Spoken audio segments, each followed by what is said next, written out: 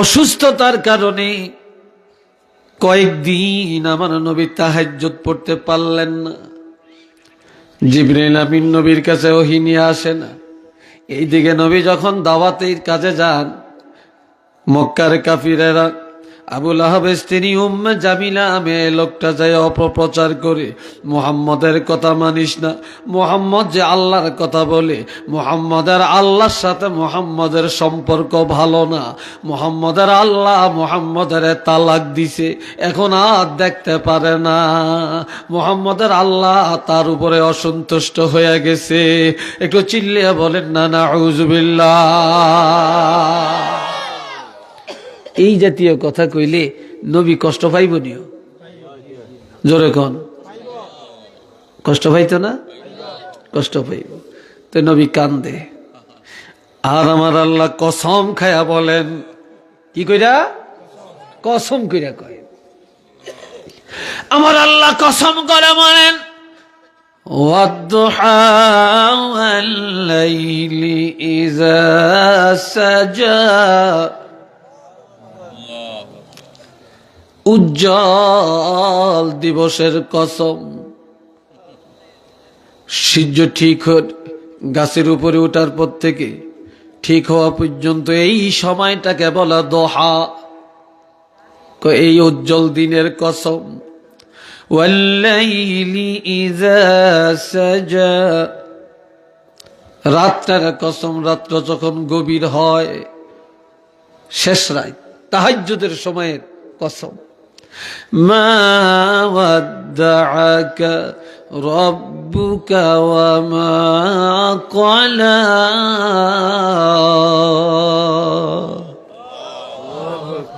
হাবিব আপনার প্রভু রব্বুল আলামিন আপনাকে ত্যাগ করেন না, আপনাকে তালাক দেন না, আপনাকে ছেড়ে দেন না, আপনার উপরে অসন্তুষ্ট না।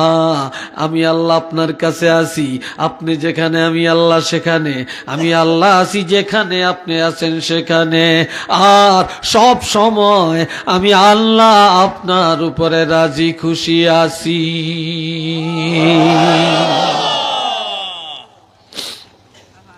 আমি আপনার উপরে সব সময় আছি। এখন আল্লাহ আরো বলেন, আলাম নাশরাহ লাকা সাদরাক ওয়া ওয়াদা'না আনকা ওয়িজরাক আল্লাযী আনকাযা যাহরাক ওয়া রাফা'না লাকা যিকরাক। আল্লাহু আকবার। আর একটু আস্তে কোন, আমার আল্লাহ, আমি আপনার আলোচনা, আমি আপনার সম্মান, আমি আপনার নামের উচ্চারণ সর্বত্র বিরাজমান করলাম, উচ্চাসনে আসীন করলাম, সর্বোচ্চ স্থানে আপনার নাম আমি আল্লাহ বসাইলাম, আপনার আলোচনাকে আমি সমুচ্চ করলাম। এক কথায় যত জায়গায় আমি আল্লাহর আলোচনা, তত জায়গায় আপনার আলোচনা সেটিং করলাম। আমি যত জায়গায় আপনাকে তত জায়গায় রাখলাম। হাবিব আমি আল্লাহ আছি কোরআনে, আপনার রাখছি কোরআনে। আমি আল্লাহ আছি আসমানি কিতাবে, আপনাকেও রেখেছি আসমানি কিতাবে। আমি আল্লাহ আছি আজানে, আপনারাও রাখছি আজানে।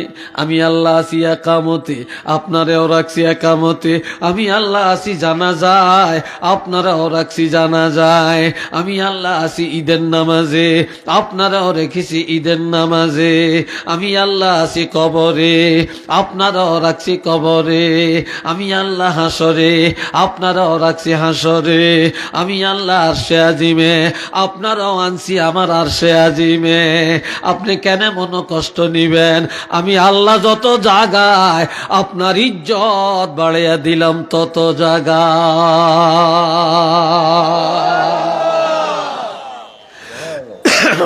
ঠিক না?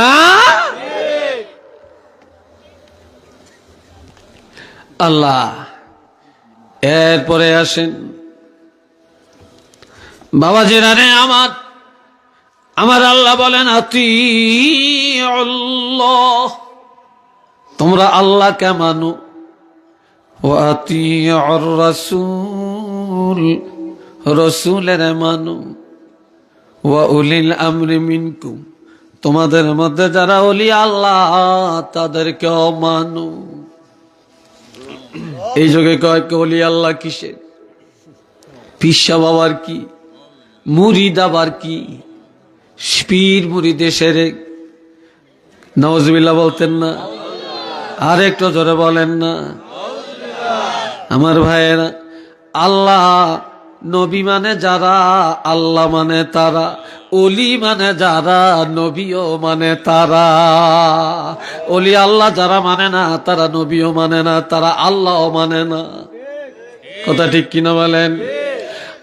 আমার আল্লাহ বলেন তোমরা আল্লাহরে মানো, তোমরা নবীরে মানো, ওলি আল্লাহদেরকে মানো, মাযহাবের ইমামদেরকে মানো। এই যুগে আবার বলে মাযহাব আবার কি? ইমাম আবু হানিফা কি, ইমাম শাফি কি মানে না, মাযহাব বোঝে না, মাযহাবের বাহিরে চলার ক্ষমতা কারো নাই। যারা মাযহাব মানে না তারা ইসলাম মানে না, যারা মাযহাব মানে না তারা শরীয়ত মানে না, তারা যা মানে সব তাদের মন গড়া। কথা কি কিনা বলেন?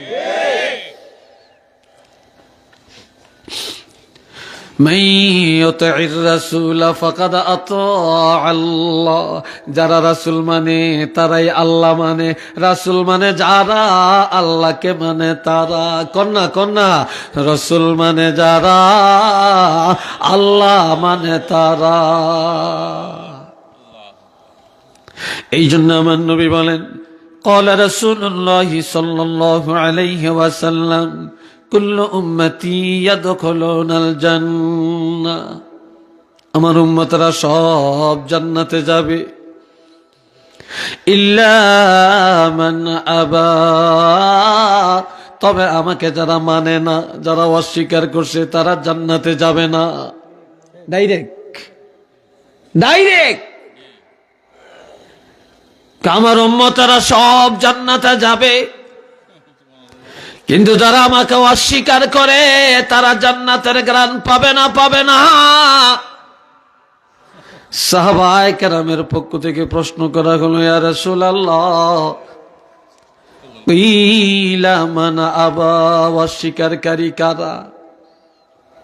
ক্বালা মান আতাআনি দাখালাল জান্নাহ, নবী বলেন যে আমাকে মানে, যে আমাকে মহব্বত করে, যে আমার আনুগত্য করে সে জান্নাতে যাবে। ওমান আসানি ফাকাদ আবা, আর যারা আমাকে অস্বীকার করেছে তারাই হলো আবার দল, অস্বীকারীর দল, তারা জান্নাতে যাবে না, তাদের ঠিকানা জাহান্নাম। একটু চিল্লিয়ে বলেন না নাউযুবিল্লাহ।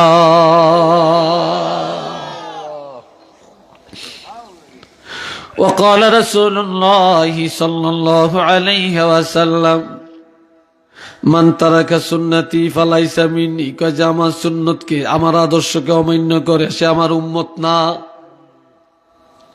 আরেক হাদিসে রাসূল বলেন, মান আহিয়া সুন্নতি ফাকাদ আহিয়ানি, কয় যে আমার সুন্নতের দুনিয়াতে জিন্দা করলো সে যেন আমাকে তার কাছে জিন্দা রাখলো। সুবহানাল্লাহ বলতেন না? যার কাছে সুন্নত আছে তার কাছে নবী আছে, যার কাছে সুন্নত নাই, নবীর প্রেম ভালোবাসা নাই, তার কাছে আমার নবীও নাই, নাই নবীও নাই। ঠিক কিনা বলেন? যার মাথায় টুপি আছে তার কাছে নবী আছে, যার মুখে দাড়ি আছে তার কাছে নবী আছে, যার কাছে নবীর সুন্নতি পোশাক আছে তার কাছে নবী আছে। আমার ভাইয়েরা, যার মধ্যে সুন্নত নাই তার মধ্যে নবী নাই, যার মধ্যে সুন্নত নাই তার মধ্যে শয়তান আছে। কথা ঠিক কিনা বলে? এই জন্য আমার নবী বলেন, ক্বালা রাসূলুল্লাহি সাল্লাল্লাহু আলাইহি ওয়াসাল্লাম, মান আহাব্বা সুন্নতি ফাকাদ আহাব্বানি, যে আমার সুন্নতকে ভালোবাসে সে আমাকে ভালোবাসে, আর ওমান আহাব্বানি কানা মাই ফিল জান্নাহ, যে আমাকে ভালোবাসে সে আমি রাসূলের সাথে জান্নাতে যাবে। আমার নবীর সাথে আমরা জান্নাতে যাইতে চাই কিনা? একটু জোরে বলেন। কারা কারা জান্নাতে যাইতে চাই একটু হাতটা তুলে দেখায়। নারায়ে তাকবীর, নারায়ে তাকবীর, নারায়ে রিসালাত। আল্লাহ কবুল করেন, উচ্চ আওয়াজে বলেন আমিন। মহব্বতে পড়েন আল্লাহুম্মা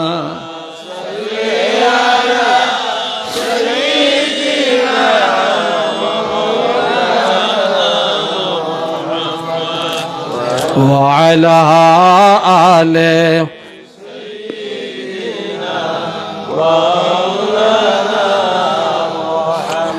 এ জগতে নবীজির জন্য যাদের মায়া লাগে না, রোজ হাসরে তারা সবাই নবীজির শাফাআত পাবে না। আল্লাহুম্মা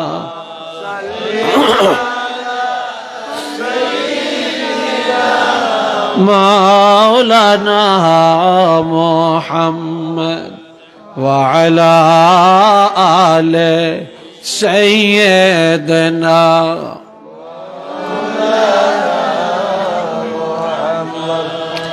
তাফসীর ইবনে কাসির একটা সাপ জান্নাতে যাবে। কে? জোরে কোন? একটা মাকড়সা জান্নাতে যাবে, একটা কবুতর জান্নাতে যাবে, একটা কুকুর জান্নাতে যাবে। রে ভাইরা আমার, সেদিন কুকুর জান্নাতে যাবে, নবীদেরকে বা সৎ সঙ্গ লাভ করার কারণে। সাপ জান্নাতে যাবে নবীর প্রেমের কারণে। মাকড়সা জান্নাতে যাবে নবীর ভালোবাসার কারণে। কবুতর জান্নাতে যাবে নবীর প্রেমের কারণে। আর উম্মত নাম দিয়া জাহান্নামে যাবে একমাত্র নবীর সাথে দুশমনি করার কারণে। ঠিক নি? কোন সাপটা জান্নাতে যাবে রে?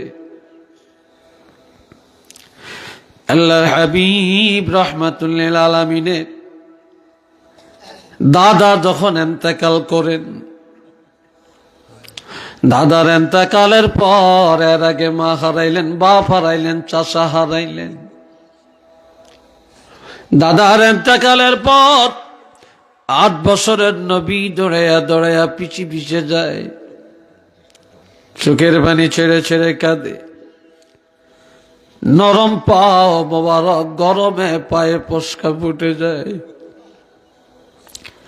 নবী হাঁটতে পারল না, দাদার লাশটা পাঞ্জা করে ধরে কাঁদে আর বলে, দাদা আমি মুহাম্মাদুর রাসূলুল্লাহকে কার হাতে রেখে যান? এই বলে পাহাড়ের পাদদেশে নবী শুয়ে পড়লেন। আর প্রচন্ড রোদ, নবীকে বাতাস করার কেউ নাই রে, ছাতি মাথায় ধরার কেউ নেই। এই সময় একটা সাপ গর্তের ভিতর থেকে বের হইয়া আমার প্রাণের নবী রাহমাতুল্লিল আলামিনের চেহারা মোবারকের উপরে এই সাপটা তার মাথায় 70 ধরে শেওড়া করে সেবডা করে নবীজির চেহারা মোবারক উপরে ধরে রাখছে। নবীর চেহারা মোবারকে যেন রৌদ্রের আলো না পড়ে। কি মহব্বত! হিজরতের রাত্রি রওনা করলেন মদিনায়।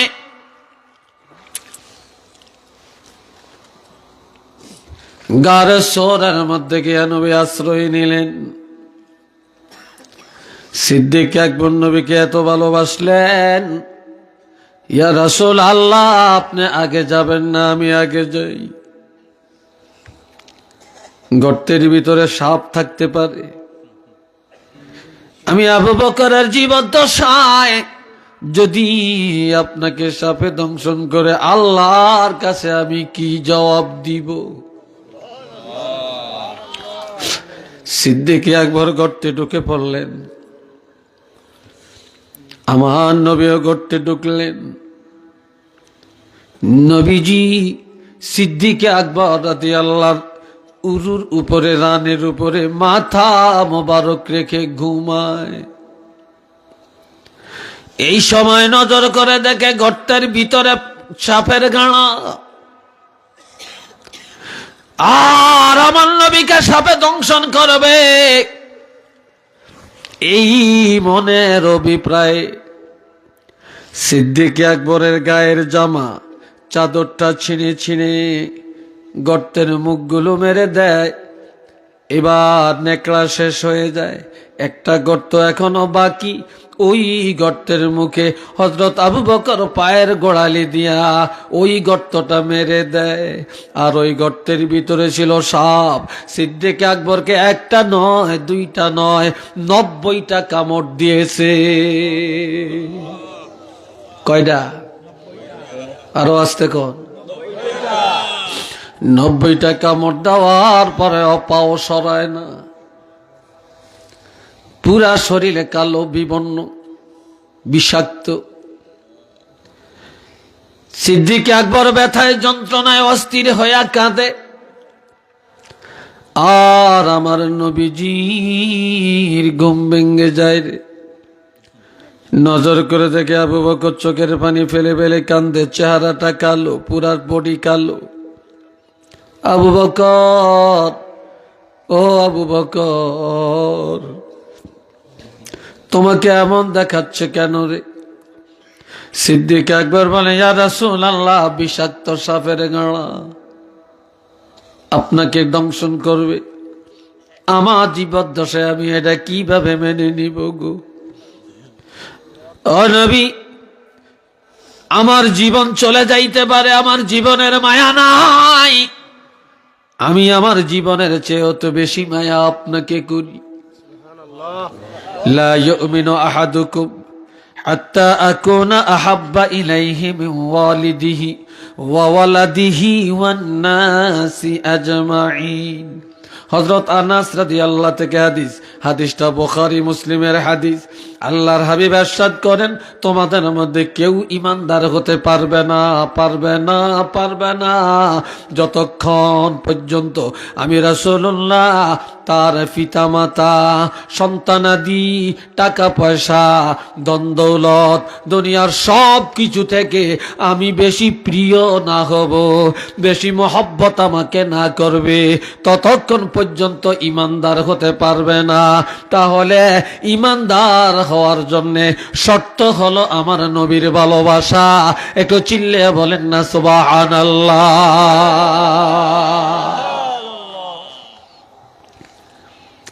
নবী বলে, আবু বকর রে,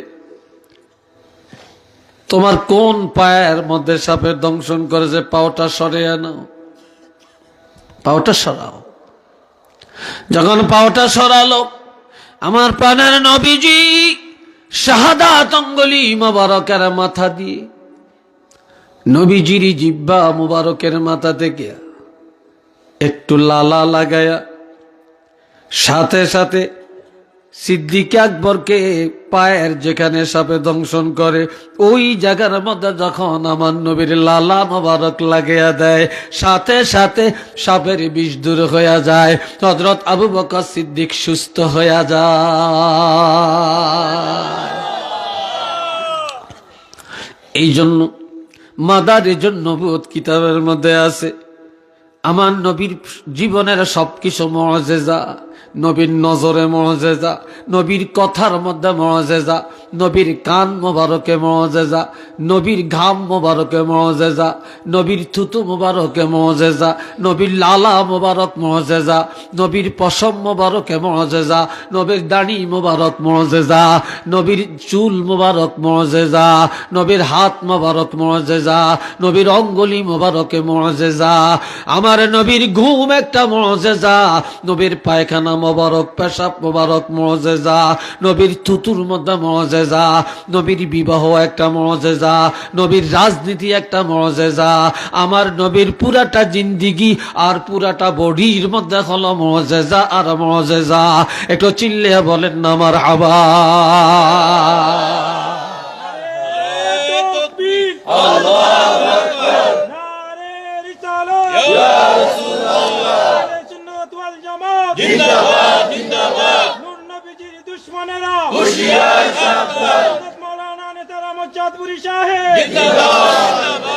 সাপটা বের হয়ে আসছে, সাপটা বের হইয়া আমার প্রাণের নবী রহমাতুল লিল আলামিনের দিকে তাকায়া ওই সাপটার জবান খুলে যায়। সাপটা বলে আসসালাতু আসসালামু আলাইকা ইয়া রাসূলুল্লাহ। কন্যা কন্যা, আসসালাতু আসসালামু আলাইকা ইয়া রাসূলুল্লাহ, আসসালাতু আসসালামু আলাইকা ইয়া হাবিবাল্লাহ, আসসালাতু আসসালামু আলাইকা ইয়া শাফিআল মুযনিবিন, আসসালাতু আসসালামু আলাইকা ইয়া রাহমাতাল লিল আলামিন। সাপ বলে ইয়া রাসূলুল্লাহ, নবী গো, আমি মুসা কালিমুল্লাহর জমানার সাপ। আরেকটু জোরে কন্যা, কোন জমানা? আমি মুসা কালিমুল্লাহর জমানার সাপ, ঈসা রূহুল্লাহর জমানার সাপ। আমি তাওরীতে আর ইনজিলে নবীরা পড়েছে যে আখিরি জমানার নবী রহমাতুল লিল আলামিন মক্কা থেকে হিজরত করে মদিনায় যাবে। আর নবী যখন হিজরত করবে তখন আপনি এই পাহাড়ে আশ্রয় নেবেন, এটা তাওরীতে আছে। তখন থেকে আমি এই পাহাড়ের মধ্যে আশ্রয় নিয়েছি। আপনি এখান দিয়ে আসবেন, এখানে আশ্রয় নেবেন, আমি আপনার চেহারা মোবারক তাকাবো, বরকত হাসিল করব। কিন্তু হযরত আবু বকর আমাকে আপনার দর্শনে বাধা দেয়, দেখতে দেয় না। এই জন্য আমি দুশ্মনী করে তাকে দংশন করি না। আমি সিদ্দিক আকবরকে বারবার ঠোকর মেরেছি, বারবার ঠোকর মেরেছি যে আবু বকর রে, তুমি পাওটা সরে আনাও, আল্লাহর হাবিবেরে মোহব্বতে নজর করার সুযোগ দিয়ে দাও। ওই সাপটা এই জন্য তাফসীরে ইবনে কাসিরে আসছে, আল্লাহর হাবিবকে ভালোবাসার কারণে এই সাপটা জান্নাতে যাবে।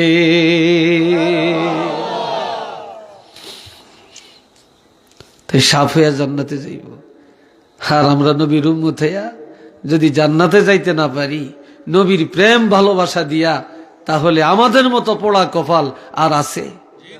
চিল্লিয়ে বলেন আছে? এই জন্য আমার ভাইয়েরা আসেন, আমরা নবীকে ভালোবাসবো। আল্লাহ নবীকে ভালোবাসে, আমরা ভালোবাসবো না কেন? কি বলেন? নবীর সুন্নতের আমল করব, করবো নি? আরো জোরে কোন, করবেন তো?